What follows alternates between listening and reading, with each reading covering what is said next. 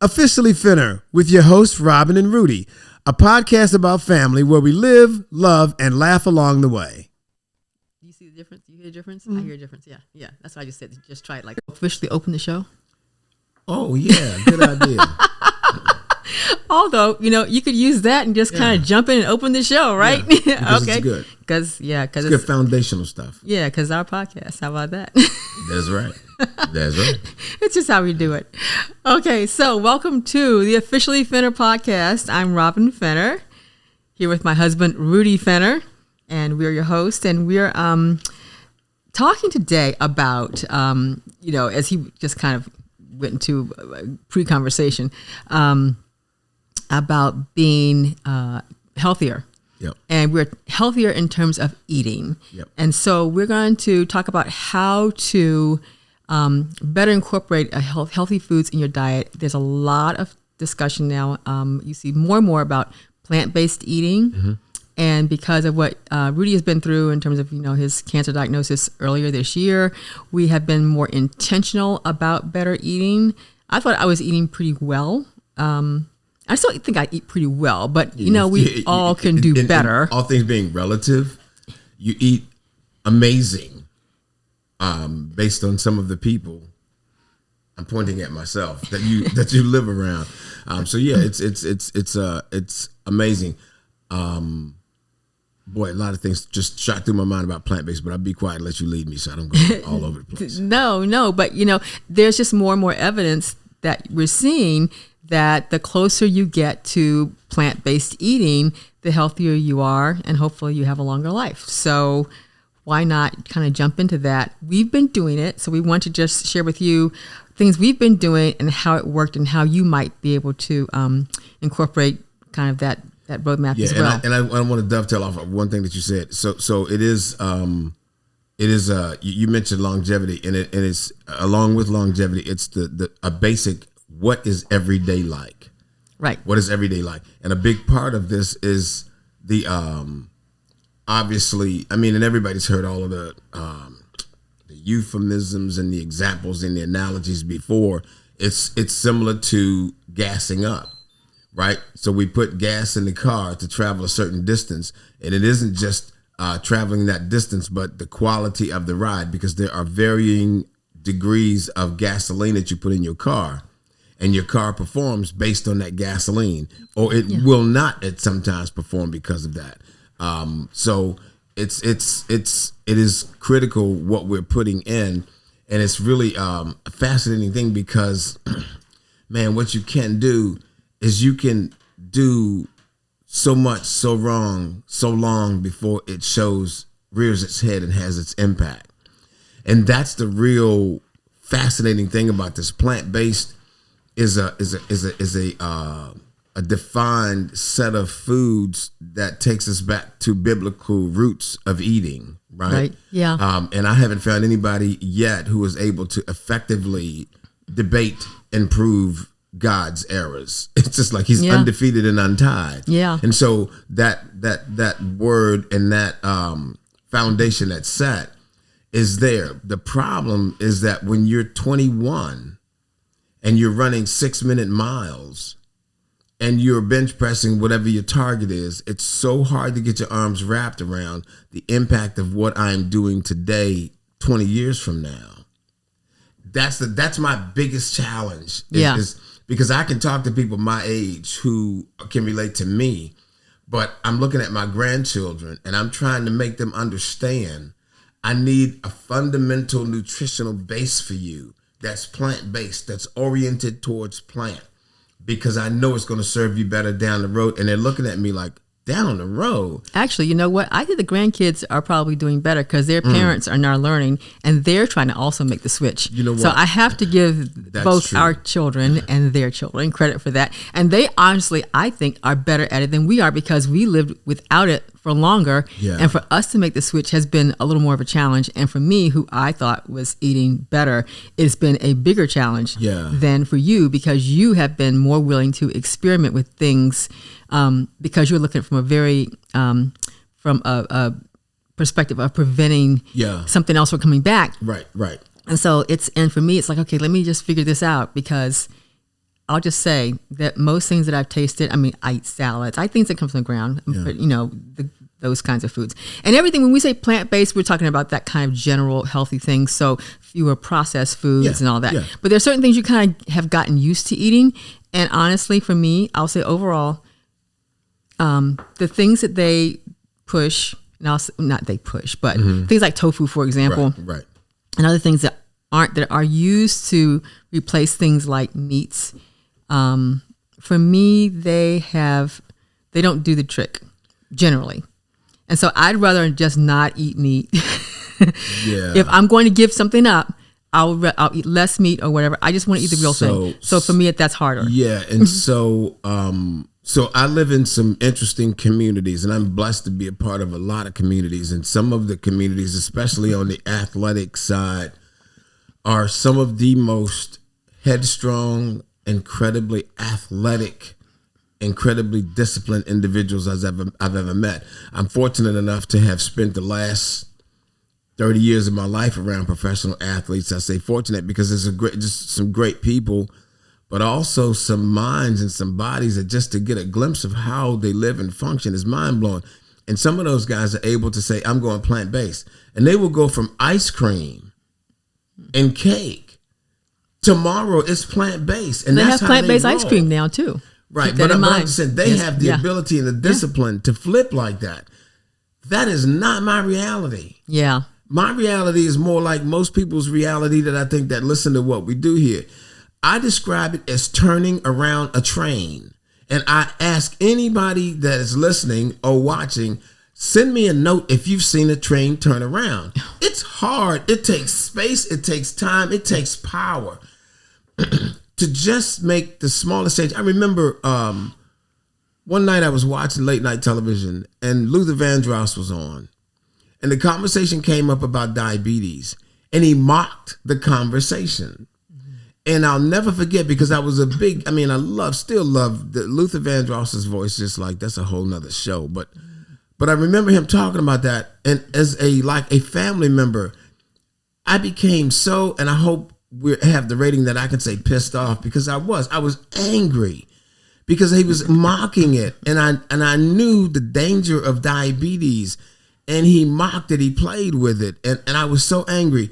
And later on in life, I grew to understand, man, I didn't understand. He was trying to say how hard this is, man. Y'all are saying stop eating fried chicken. You ain't tasted my mama's chicken. That's right. I've been eating my mama's chicken for 30 years. This stuff right here is life-changing. Right here, this stuff will change your life. And I didn't know that. And my anger eventually became to a sincere state of apology because it's like, nah, bro, I get this now. You can't just drop this stuff and walk away. And when somebody says, let's go plant-based, you're not going to just flip the plant-based overnight because it was something no, it doesn't work like that. It takes work. It takes strategy. You got to be so strategic with this. Right. The only hope you have is to be strategic and all that. So I just wanted to make sure that I'm not misleading anybody. And you're right. We're not misleading anybody.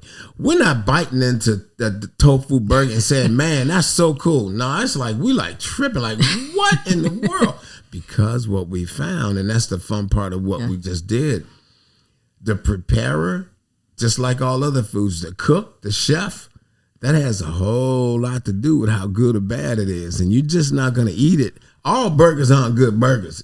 If you go beef burger, it's some people can jack that thing up. Yeah. But some people can make it that make you stand up in the middle of the restaurant and sing. Yeah. That's right. Okay, so I think you're absolutely right because it's not an automatic thing, and it is a gradual process for many of us. So we're just kind of talking through that a little bit, and kind of how you might be able to use some of the things. Our strategy, some of the stuff we planned, and some of the stuff we stumbled into. Yeah. So I would say actually there are probably about 3 kind of major areas. Number one, you kind of have to meet yourself or whoever you're doing this for, like where they are. Yeah. You can't just say, oh, well, some people can, because you talked about some people who can just turn it off and on immediately. But that's a small, you're right. That's a small collection. Yeah, but for most of us, it's going to start with meeting people where they are. And then you have to kind of come up with a plan that's going to work. And each plan for each person is going to be different. So it's not going to be automatic across the board, but you try different things. And then experiment. Yeah. And so that's kind of what we did. And and here's kind of how we started doing it, because with you, so for example, boiled eggs, your breakfast, your morning breakfast would generally something like boiled eggs, toast squares, turkey bacon, cheese. So let me just jump in. So my nemesis, the arch enemy of my diet is sugar. Right? Some people will find that it's salt. Some people will find, I almost feel like before you start driving down these roads, you have to identify, and you got to have a medical professional involved in this. You have to have somebody that's doing blood work and telling you things. You can't just come up with this stuff off you. Yeah, you got to know your numbers. You can't just arbitrarily come up with this. And so we kind of realized that sugar was an issue, and that was supported by borderline diabetic. I had been described, and my doctor had said several occasions that I was borderline, and I think through youth and through activity, I was able to avoid it. But what I really needed to do was give the food attention, and that's where we landed. As my diagnosis came through, Courtney, my daughter, said what we need to do is get you lined up in terms of some things, and one of the things that she cited was the sugar. Right. And so we took a plan to, I think hers was like sugar. Her thinking was sugar and reduce process. Right. Reduce the processed meat. And just a sidebar, the more I started to read on that and to research it, there was some that were processed, and then there was super processed. Mm-hmm. Right. And so understanding that I needed to try to reduce those and at least try to come into spaces where the manufacturer was cognizant of that term. When I started looking at some food I was eating, and they was like totally oblivious to it. It's like, we super processed, and that's what we're gonna do. You eat it and you'll like it.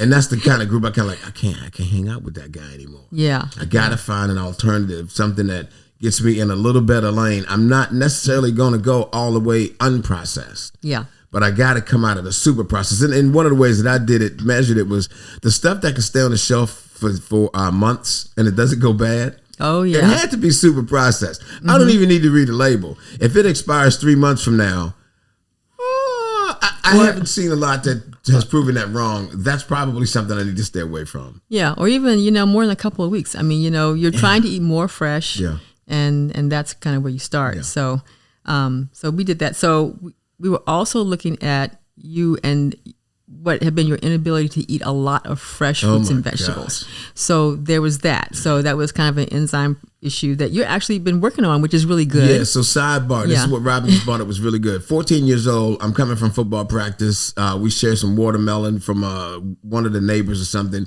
and 3 or 4 of us, and we get incredibly ill from watermelon. I mean, the whole, whatever you take that your experience has been with, we are ill.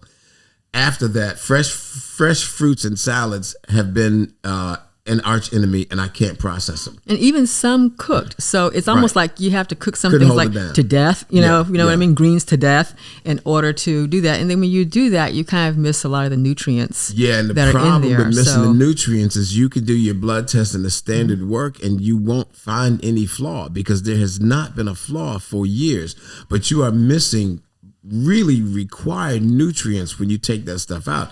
So anything that you can't eat, you really need to understand what nutrient that thing was supplying, and you have to find some kind of way, if none other than supplementation, to get that in until you can resolve that. And a lot of people I've read some people lately say don't supplement. I'm like, y'all are tripping. So I got to get the stuff in. So I found ways now to find ways, broccoli and watermelon seed. I've found supplements that are based in those components, and I'm now getting those nutrients in. But it was a matter of trying to find ways to work around that, moving into this new food group, new food category of plant-based. And so it created a really large number of challenges in terms of how do I make that happen? Yeah, that was a huge challenge. It has been a huge challenge. I'm sorry, but you said the other thing you said that was key, and I don't want to forget this. I'm talking to people, and God has created us to be in community. And I'm telling y'all solo artists, man, stop it. You got to find people, and you got to be around them. Because the more you're around people and the more you're comfortable and the more you're talking about yourself, the more you're going to find people say, hey, I had that same experience. Here's what I did. Because I'm talking to my sister. It's the craziest thing. We talk all the time. I mean, that's the community I'm in. But because I talk too much, and for some people, but a lot, I mentioned the enzyme thing. She said, oh, listen, I found out blah, blah, blah. And she pointed me to an enzyme supplement that what it does is that it provides your body enzymes that your organs are not producing, which are the missing enzymes that are causing you to not be able to process some foods.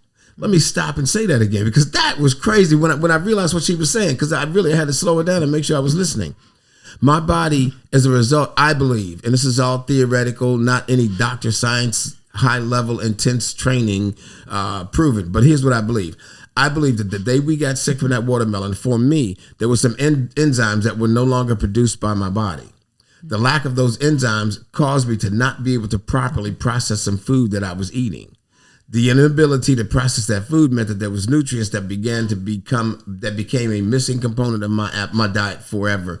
And that has gone on until now. This supplement, and I actually went out, and I'm sorry if I was much smarter, I'd memorized these enzymes that were called out by name.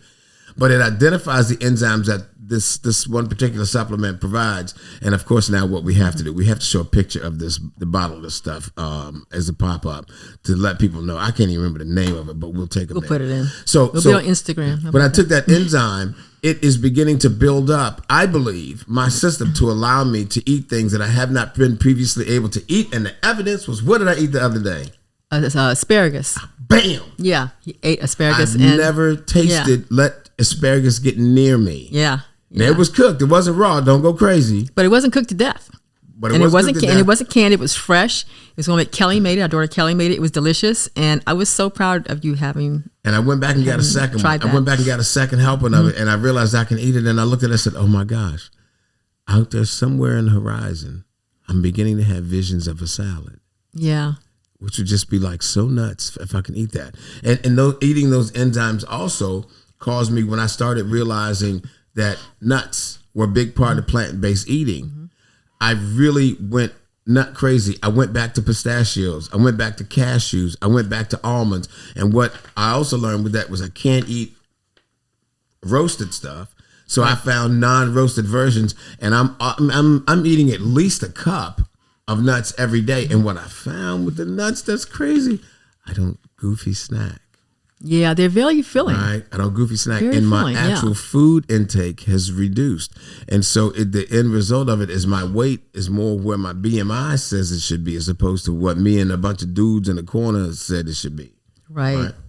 So what we learned is we wanted to reduce sugars, and we had this conversation the other day because we heard, and there are still some sources out there that will tell you that sugar kind of feeds cancer growth. I'm not so sure that I don't believe that, but it's a debate, and other resources will say, it does not do that. But what I am seeing for sure is that high sugar intake increases obesity, and those kinds of issues definitely, and the whole diabetic glucose, increase your risk for cancer. Thing. That's all. That's all. So if everything about cancer was wrong, we still need to stay on this road. Right. We shouldn't abandon that road, for me anyway. So being conscious of that is really important. And for us, what we started doing really was counting grams of sugar. I don't mean individual granules, but knowing how much sugar is in the things that we're eating and drinking each day. And you know what? It's so funny because there are so many sneaky things. And we may have mentioned this before in our last podcast, but I can't say it enough. There are so many things where there's sneaky sugar. So you've got to watch your portion sizes. Yeah. And you have to, there's some places where you can reduce sugar and add, other seasonings, and it still enhances the flavor, and you don't need the sweetness of sugar itself. So you want to look for those chances to make those changes in what you're eating when you can. And it's as simple as we were the other day. A part of we'll do this on another show. I'll get into some of these side bars because people need to know this stuff. One of the effects of the cancer and the treatment was my taste. My taste was reduced to maybe, honestly, there was a time when I could taste nothing. I'm probably running now at about a 60-70% clip. And so one of the things with that is I'm beginning to adventure back into foods and things that I haven't had or enjoyed. And one of them was a lobster roll. And it was so cool because I hadn't had a lobster roll and I don't know when, and I tasted the lobster and it was festive party, Cinco de Mayo, Christmas, every holiday you had, because I could taste lobster roll. And I was excited. While I was in the store, I was looking at a beverage and I saw lemonade. I said, man, that'd be great to get some of that lemonade. And I looked on the bottle because now with this practice, I'm reading. I'm not lying. This is the honest goodness truth. Robin said sugar. So I looked at the sugar and it measured the sugar. And there was a column that said recommended daily allowance. The RDA for sugar from this one bottle of lemonade that was like 12 ounces was 108%. I've never seen that before. That's it. Am I looking at this right? And I looked at the second bottle. 108% of your recommended daily allowance of sugar is in that bottle. Now, here's the scary part. And this is what everybody needs to really hear this. Until all of this happened, I never even read the label. So what I'm wondering is how much extra sugar was I taking in on a regular basis daily? Mm-hmm. Not even reading I'm not even reading the label, so I don't know. If this one bottle was 108, I promise you there were some days I had 300, 400% of my recommended daily allowance of sugar. Right. And we're not even... And wait, I'm going to jump in because you're taking a breath for just, I'm going to say this, and that is for everyone who's trying to lose weight, when you cut that sugar intake, wow. You're going to lose that weight. Now, you still need to move around and all those things we talked about in the fitness roadmap before, but that will go a huge way. And because men are only supposed, now when we say sugar, I want to make it clear that we're not talking about sugar that's naturally in things like fruits. Right. And, those sources that might have natural sugar. We're talking about added sugars. Yeah, and it's really, they help us out because the labels say added sugar. They tell you, the label breaks it down. Honest, they'll tell you. Yeah, they'll say total sugar, 25 grams, but, 50, added sugar is like, 20. So that's the thing you want to avoid. If it's like 2, that's not so bad, or and 5, that's not so bad. 32 grams of added sugar daily. For men. For men. 37 for men, 25 for women. Oh, it's 37? 37 for men. Oh, stop adding. Yeah, stop adding on. Wait. No. Don't even start. I had room to work. No, you did not. Yeah. No. But anyway. Okay. But the thing is I am not as organized as Robin is. My thinking doesn't work like hers. I don't click. I can't go that way. So for me, honestly, with the sugar, what I had to do was almost say to myself all day, no, and just allow myself to have maybe one thing a day. But the general practice is no, because I don't have the discipline to count like I should and keep up. Yeah. So if you're like me, you just got to cut it out and know that before you buy the little apple pie or before you buy this or that, look at the label and see and understand how much room do I have today. Because usually, honestly, it's going to be only one sweet thing a day. Yeah. That's it. That's all you have. That's all I have the capacity for anyway. Yeah. And the thing is that once you get back to, a more natural eating, then you're going to wind up preparing more food yourself. And that takes a lot of time, I'll say, because I'm used to doing a 30-minute meal. And the things that make a 30-minute meal aren't always, it's nice to have them once in a while, but they're not always the easiest things. I mean, for me, 30-minute meal can be, some protein and a salad. I'm good. But I need to do something more than that for him and others. So, and that usually takes more than 30 minutes because I don't really like to cook long, spend a lot of time cooking most of the time. That's not going to provide the right entertainment. Usually I can't entertain that long. because I can really spend 2.5 hours or 3 hours in the kitchen cooking, or like say on a weekend, to make a couple of things or whatever it may take to kind of get through the next few days. That does not thrill me. So, so it does take a little more time. So you have to plan for that as well, the time it takes to do it. But when you do that, honestly, when you're preparing it yourself, you can measure what you're doing. You can take the time to figure out how much you're putting into whatever you're making. So for example, holidays are coming up. Sweet potatoes are a big staple for holiday meals, Thanksgiving, Christmas, or whatever. So when you're used to those candied sweets, there's a recipe on, one of the brands that we use, which I love, but they tell you to use like half a cup of brown sugar when you're, making them per the label recipe. So I cut back on that to maybe a quarter. And this is to serve several people. So a quarter cup of brown sugar, but I added more cinnamon and nutmeg, which they did not have on there to enhance the flavor. Nobody knew the difference. They loved it. Well, but you also pulled back and stopped using the stuff out of the cans instead Yes. of buying them fresh. That's right. Yeah. So I did that. So I did I wanted to use their recipe because their recipe had been really good for that. But then I applied that to the and fresh. when you made them, they loved them. We lost our minds, and it was kind of like actually from the ground, not out of a can. Right. Less sugar, and we are like licking the pot. I mean, it was crazy. Yeah, but add the cinnamon and nutmeg. Yeah, that was nuts. Use more of those spices and those seasonings. Eye-opening experience. Because we were not looking for all of that. That was a shock. Right. So just kind of keep that in mind and look for ways to do that kind of as you're doing your meal planning ahead of time. There's that. So we want to kind of added sugar. We want to try to reduce your roasted, fried, and broiled foods because they take away from the nutrients that are in your foods and your deli and processed meats. And I'm sorry about deli meats. Once in a while it's okay. You can't. It's not that we're saying don't ever have them, but really watch how much you do. I think the thing we need to know and we need to understand, you are going to pay a price for convenience.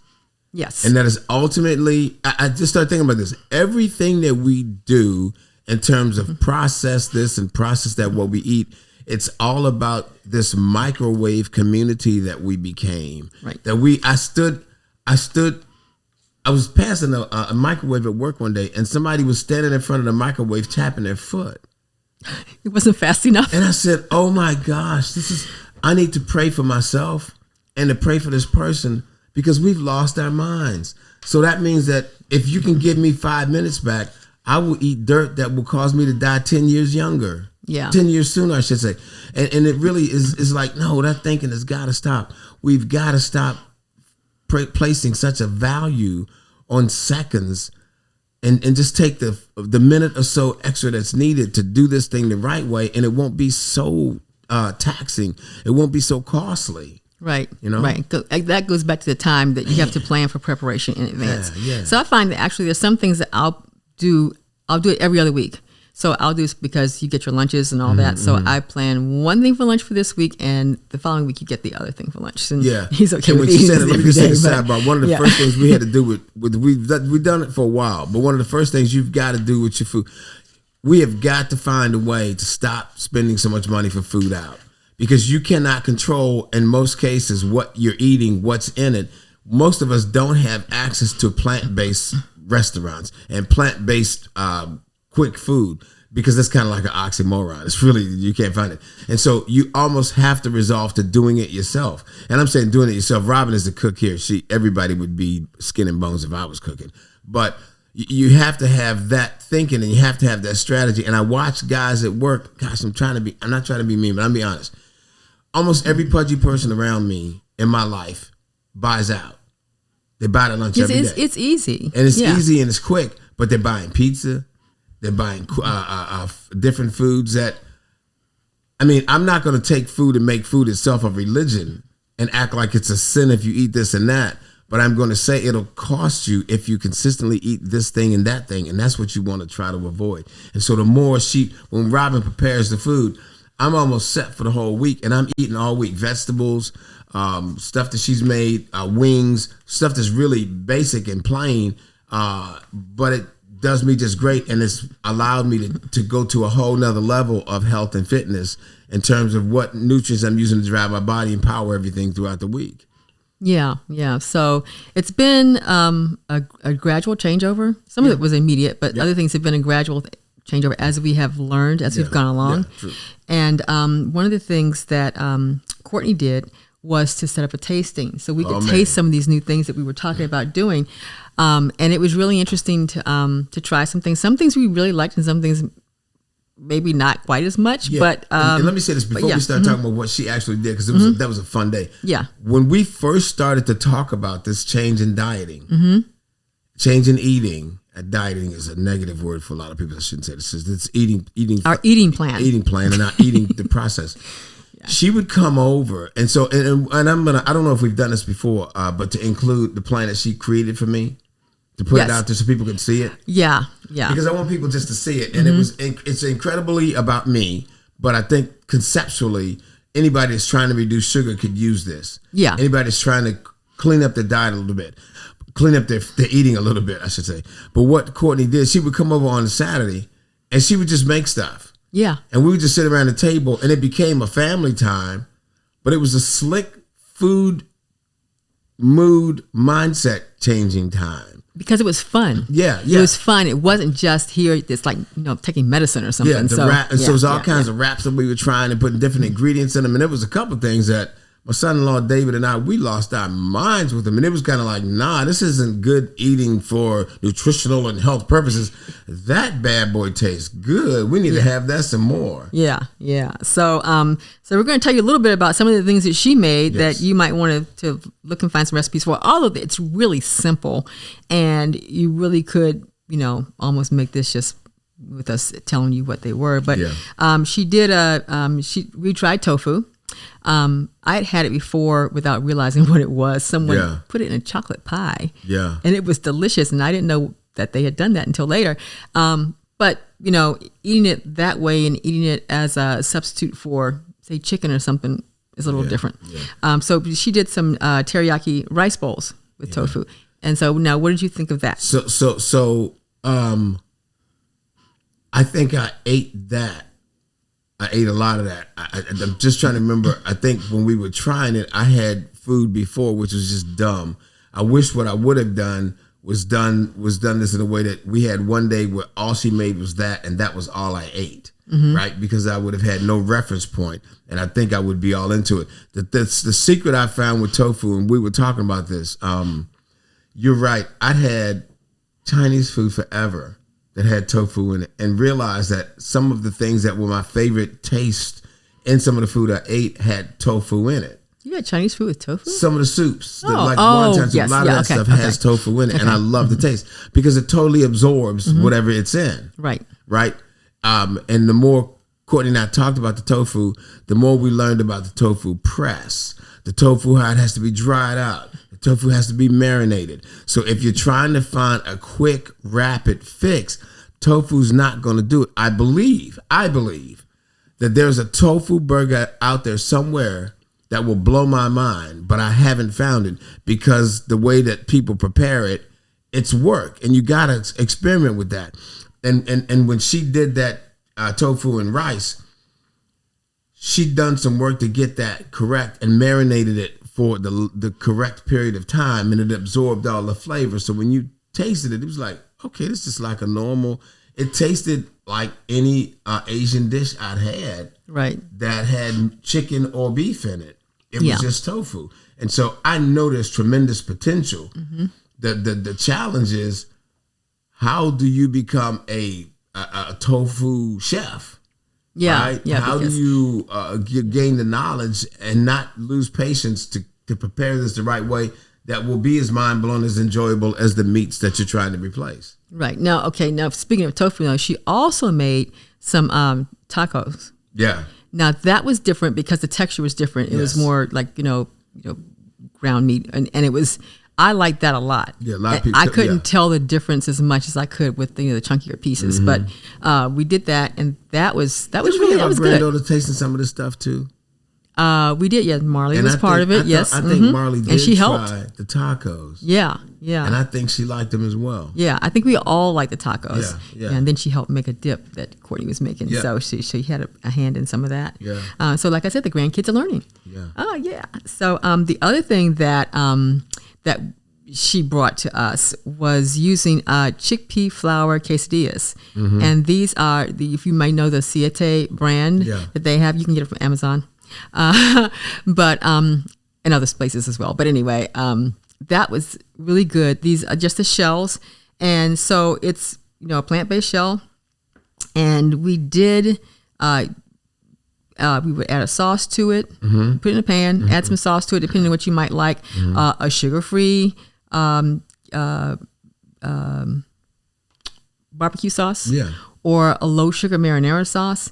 Add some cheese. We would use Parmesan and mozzarella cheese.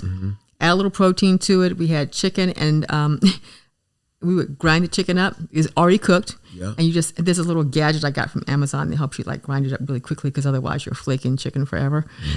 Put that in there, put another shell on top.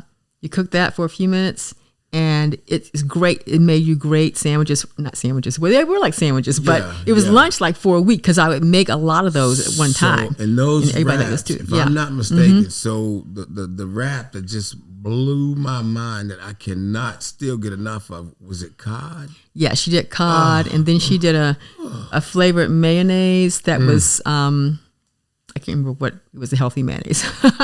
Yeah, she got it from Whole Foods. But you get something that's a flavor that you like. Yeah. And again, we're not saying don't eat anything with any of these ingredients in it. We're just saying to make sure you're getting fewer of them and watching how much you get a day. So you get some flavors that you do like. Yeah. Season it the way you want. You can season it any way you want to. Adding a little cheese to it helps those shells stick together when you're cooking it. So that's why we did that. And now, he likes the cod, but the cod takes pre-cooking, which means thawing the cod out and cooking the cod. Amazing. Yeah, it takes a week to fix them. But Not literally, but but the thing too that I was thinking was you said removing.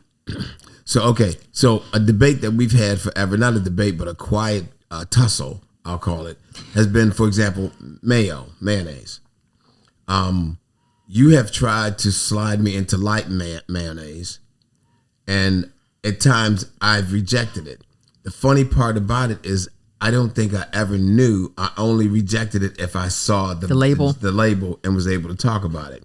And so I would like to be more. So there's so many lines of sugar-free, plant-based versions of ketchup, mayo, everything, and cheese. But I think you have to walk your way into it. You know, a lot of instructors have taught me over the years, and as an instructor myself in different areas, it's always kind of crawl, walk, run, right? And the problem is to go from 100% mayo from grandma and them to go to the Trader Joe's Whole Food, zero, anything in it mayo. That's hard. Right. And if it isn't hard taste wise, it's hard mentally. And so you kind of got to get your head wrapped around these transitions and changes. And so it can be done. You just have to be strategic with it. But just know, there is everything that you think about wanting to reduce and change to a plant-based version of it.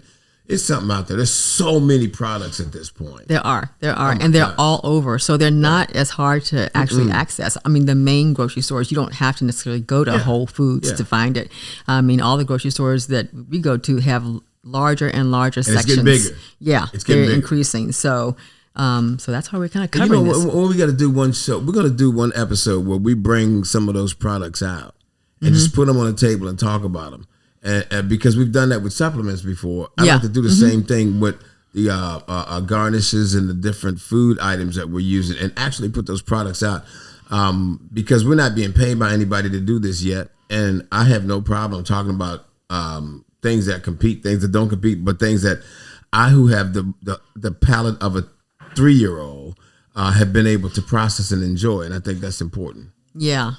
So that's really good. The Banza pasta that we've tried. Now, I will say, and this is not anything against Banza pasta as a brand, but it just didn't do it for me necessarily. Right. So I just eat less pasta. I mean, I'll eat like there's a Dreamfields brand pasta, and they have an angel hair. So it's and that's a brand that, as I understand, I've been told by a dietitian that's really designed to help people with diabetes. I don't have diabetes, but because of that, it's got a lower glycemic, content or whatever. So that I don't mind having, and I'll go there with it. So I won't go all the way to Banza because that's a chickpea pasta, and I just didn't like. I've tried some other plant-based pastas that are out. It just didn't do it for me. So I'd rather not have it than go to something like the Dreamfields. That they have that. So that's just my adjustment, And also, if you're not, I'll just say this because I'm thinking about it right now, kind of jumping in with this. But if you're not ready to go 100% plant-based, go to Mediterranean. Try Mediterranean first. Mediterranean, yeah, those folks live a long time over there. Listen. Can I do just a Blue Zone moment, just real quick? Okay, yeah. So, Robin is exactly right. When okay, this is gonna be another episode. I got to talk about it. I got to one day remember. Okay, remember everybody. You got to send me a note and say, don't forget to talk about Club Caleb, because I've created this health and fitness ministry, And what we're trying to do is help people to become like our model, our hero, Caleb, who was a bad man at 84, 85. He went in and did incredible things in the Bible. And that's a lifestyle that we all would love to live into. And that's what we're trying to do. But as I researched that, as I launched that and I started to research what is the target, what are we looking for?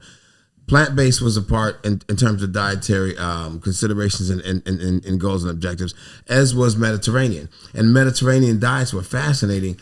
And I started to understand, again, there's so many places you can go with this because there's so much that was done from a biblical perspective with meat and what you can eat, what you can't eat, and allowances that were made. But the words that kept coming to mind were grass-fed, free range, mm-hmm. Farm raised. It's different. We don't want the farm raised that's in the cages that's stuffed together because that's the part that's right. Like but I'm trying to wild seafood, wild caught seafood. Wild caught. That's what I was saying. Yeah. But there are ways that food is being specifically our food sources are being managed now that result in a less toxin, less additives, less all of the processed stuff that we're worried about. There are farms, there are people who bring you stuff. If you are a meat eater and you refuse to come off of it, at least consider grass-fed. And no antibiotics. Right, and no antibiotics. There's a lot of people out there. And you know what I think? I think every now and then I stumble on it because every now and then you have a burger and it's like mind-blowing, or you have some chicken and it just tastes better. I think that's what that stuff is. It's not just healthier. Mm-hmm. It's really good. When I try to shop now, I try to look for that. We don't eat as much beef as we used to. I am dying for a steak, by the way. I haven't had a steak in all year long. Mm-hmm, mm-hmm. And I just love steak once in a while. So one day I'm going to have one and it's going to be my steak for the year. Day, but when I grow up, I'm going to have a steak. It'll be my steak for the year. But when it comes to ground beef, that is something that we use in some different dishes. But I try to buy the ones like we described. When it comes to chicken. What is the egg thing that we got into that you found a dramatic difference in the price? The free range eggs. Free range eggs. Now, some of this stuff does cost more. It does. Yeah. So that's, where you kind of have to weigh maybe what you do with it. The benefit in doing and eating those things. The benefits are there. And there are other places where you can find some stores, like Trader Joe's, for example, may have some of this, but their prices are generally lower than other places too. So you might want to check that out and see what you find and some of these others. But anyway, so we just wanted to kind of run through kind of how we're doing what we're doing. Yeah. And we will put more information. This is not something we'll stop talking about because I think as we go and learn, we'll share it with you. But what I want to encourage everybody to do is start doing your research, start reading those labels, and start figuring out what it is and kind of how you can shift. Some of you can say, "Hey, I'm doing this tomorrow, and I'm never going back." Done. Good for you. Yeah. God bless you. But for others, that ain't my story. That's great. but it might be a little more difficult for others. So I'm just saying you can do it in stages. You can start looking, like I said, the Mediterranean diet. I think is really good.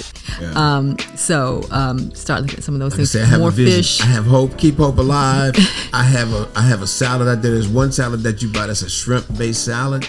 And I've been staring at you when you eat that. I'm like, I can do this one day. There's one or two salads that Robin has that, as a person who doesn't eat salads, it's kind of like, man, I gotta figure out a way to get